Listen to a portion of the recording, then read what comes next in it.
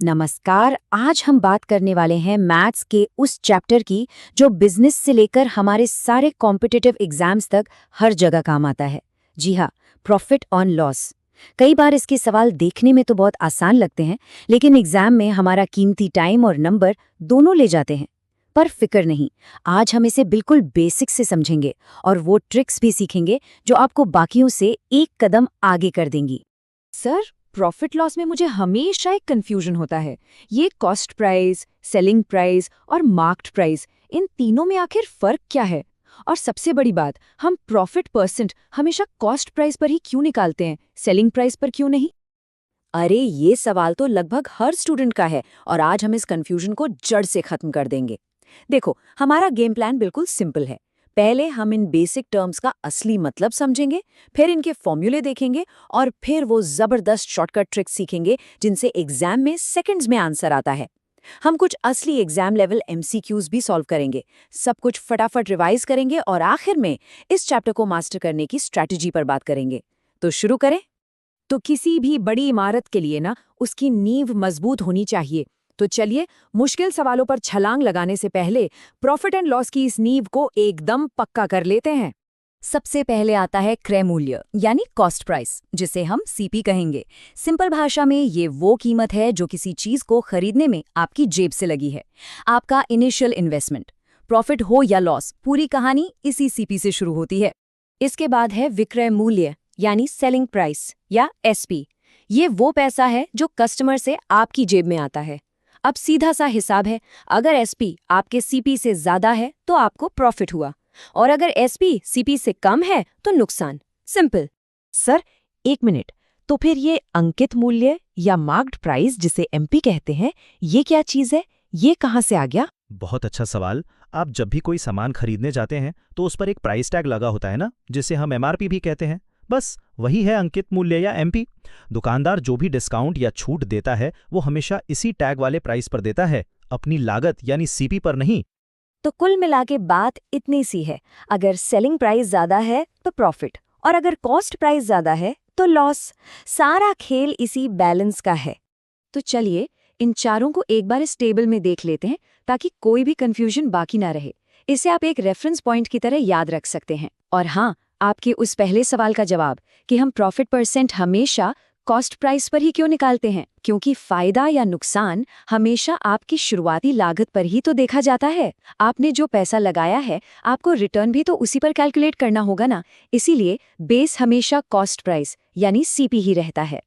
चलिए, अब जब हमारी थ्योरी क्लियर हो गई है तो उन औजारों को देख लेते हैं जिनसे हम सवालों को हल करेंगे। ये हैं हमारे सबसे जरूरी फॉर्मूले। ये 4 बेसिक फॉर्मूले हैं। प्रॉफिट निकालने के लिए एसपी से सीपी घटा दीजिए और लॉस के लिए सीपी से एसपी।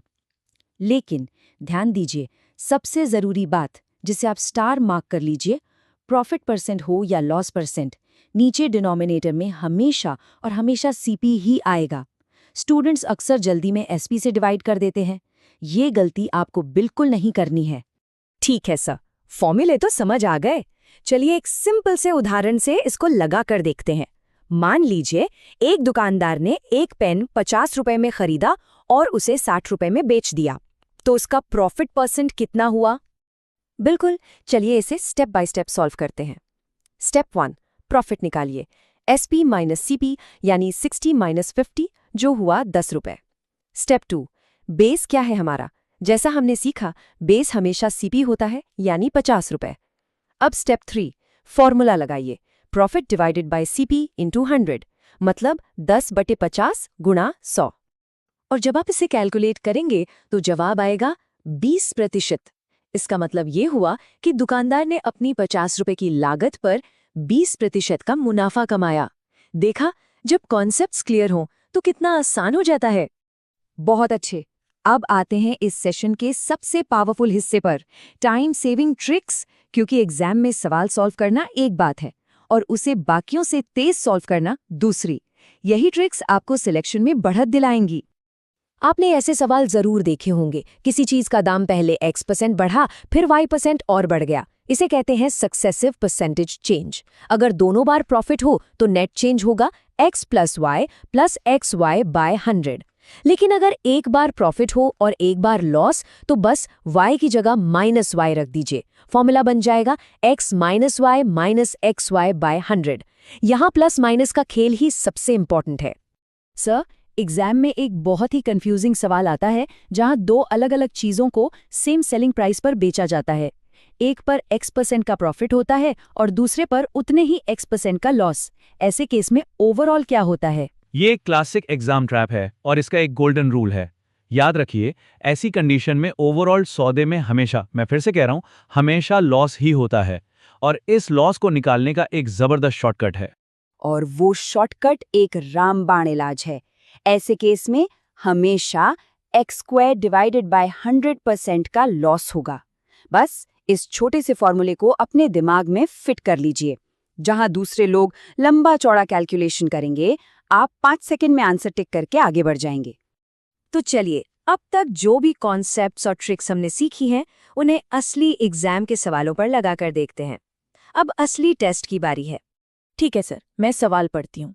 एक वस्तु की कीमत पहले 10% बढ़ाई गई और फिर 10% घटाई गई, तो नेट परसेंटेज चेंज क्या हुआ? और ऑप्शंस हैं A 0%, B 1% profit, C 1% loss या D 2% लॉस। बहुत अच्छे। अब देखिए यहाँ हमारा शॉर्टकट कैसे जादू की तरह काम करता है। यहाँ x की वैल्यू है 10। ये सेम परसेंट प्रॉफिट और लॉस वाला केस है, तो हम सीधा अपना फॉर्मूला लगाएंगे।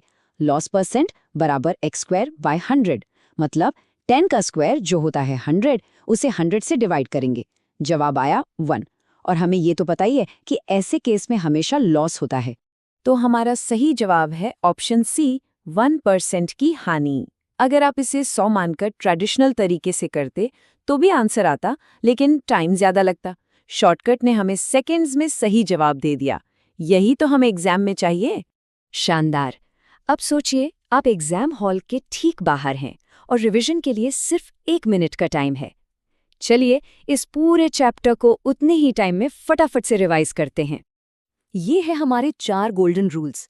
नंबर 1, प्रॉफिट या लॉस हमेशा CP पर कैलकुलेट होगा। नंबर 2, डिस्काउंट हमेशा MP पर कैलकुलेट होगा। नंबर 3, सक्सेसिव चेंज के लिए x + y + xy/100 वाला फॉर्मूला याद रखिए। और नंबर 4, जो सबसे बड़ा टाइम सेवर है, जब सेलिंग प्राइस सेम हो और प्रॉफिट लॉस परसेंट भी सेम, तो हमेशा x²/100% का लॉस होगा। और हाँ, बेईमान दुकानदार वाले सवालों के लिए प्रॉफिट परसेंट का फॉर्मूला होता है true weight minus false weight divided by false weight into 100। इसे भी जरूर याद रखिएगा। तो हमने बेसिक सीख लिए, फॉर्मूले देख लिए और ट्रिक्स भी जान ली, लेकिन असली सफलता का सीक्रेट क्या है? चलिए, अब अपने अंतिम और सबसे जरूरी पड़ाव पर बात करते हैं। एक बात हमेशा याद रखिए, आज हमने जो सीखा वो सिर्फ फॉर्मूले नहीं है, ये आपका कॉन्फिडेंस है। जब आप जानते हैं कि आपके पास हर तरह के सवाल के लिए एक तरीका और एक ट्रिक है, तो एग्जाम का डर अपने आप खत्म हो जाता है। और ये कॉन्फिडेंस आता है प्रैक्टिस से। आपके ज्ञान और आपके मार्क्स के बीच का जो पुल है, उसका नाम है practice. Thank you so much sir. अब मुझे CP, SP और MP का फर्क तो एकदम क्लियर हो गया, और वो x²/100 वाली ट्रिक तो सच में गेम चेंजर है। अब मैं इस तरह के सवालों को प्रैक्टिस करने के लिए पूरी तरह तैयार हूँ। ये सुनकर बहुत खुशी हुई। बस इसी तरह प्रैक्टिस करते रहिए, सफलता जरूर मिलेगी।